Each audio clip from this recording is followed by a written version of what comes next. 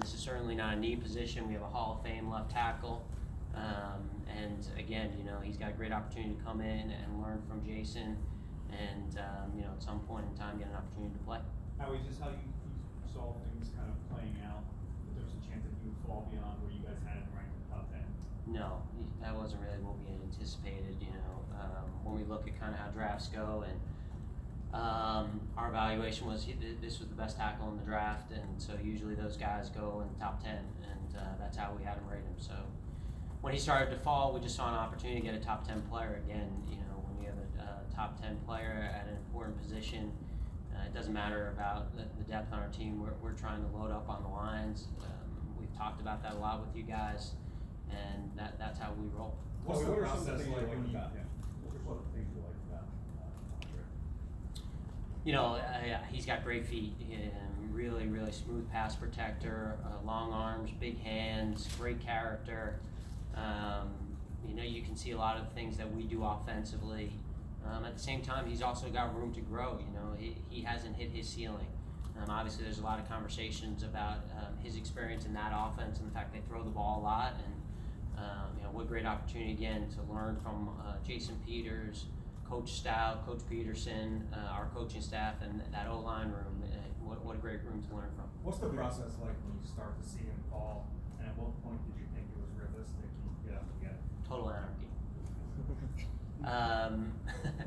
I think for us, it was important to us that we protect those 2 second-round picks, and that we protect those picks yesterday. So I'm fortunate to have a one big guy sitting on my left and one big guy sitting on my right, and when I come up with crazy ideas, they kind of give me this look. So when we had the opportunity to go up, and it's a lot, there's 2 players there with a 4th and a 6th, but it's also an opportunity to get a top 10 player on the board. For Doug, those situations in that moment, do you see him fall into, and you're an offensive-minded coach, like you have a franchise quarterback and tackle, are you nudging Howie at some point to say, hey, this is how we want? Yeah, first of all, we're excited to get Andre. This guy he's a special player, and as Howie mentioned, he's got a great opportunity to learn from one of the best left tackles in our game. But where we had him on our board,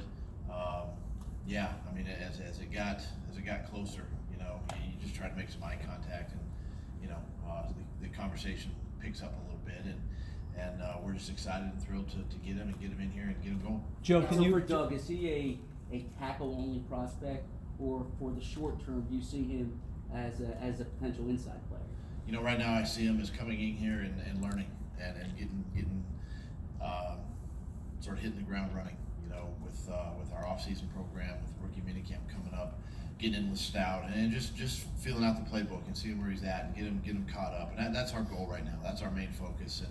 And as we mentioned, when JP is there, he gets to learn from one of the best. So we're just excited to have him in the mix. Joe, can you tell us kind of the background on scouting him and when he first got on your guys' kind of radar, and also how that system, playing in that system, projects to playing in the NFL, whether there is a bit of projection? Yeah, well, actually, our director of college scouting, Anthony Patch, he lives pretty close to Washington State. He did a great job, and our area scout, Ryan Myers. Those 2 guys did a phenomenal job of going in there and getting to know Andre, and Zach, Bo, Les. You guys were at the Senior Bowl. You got to see him perform that week down in Mobile. So we were very comfortable. We got a chance to spend a lot of time with Andre in our Senior Bowl interview. So he had a great week, and couldn't be more excited to have him. Hey Joe, when we talk about offensive line prospects, especially rookies, we talk about versatility a lot, but when you have a high level prospect like that, is it just like concentrated on he's a left tackle? If you look, you see our offensive line last year. Versatility was a huge key. We're just speaking on Andre. His foot quickness, his lower body flex, his ability to redirect. Those are all very intriguing things to us. Jeff Stoutland has said in the past that you guys kind of give him a list, and he says either this guy's got it or he doesn't have it. What was his involvement in kind of this process, and his thoughts on Dillard?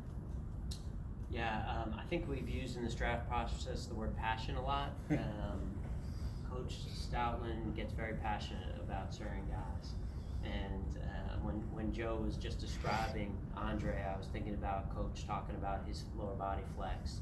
And when he describes his lower body flexibility, his excitement level raises. So he just, he talks about guys that are unusual. He uses that word, and when he says the word unusual, it's striking. It's like, no, this guy, he's unusual. And that's what he is. I mean, Andre's unusual. This is not a normal guy. This is not a normal athlete.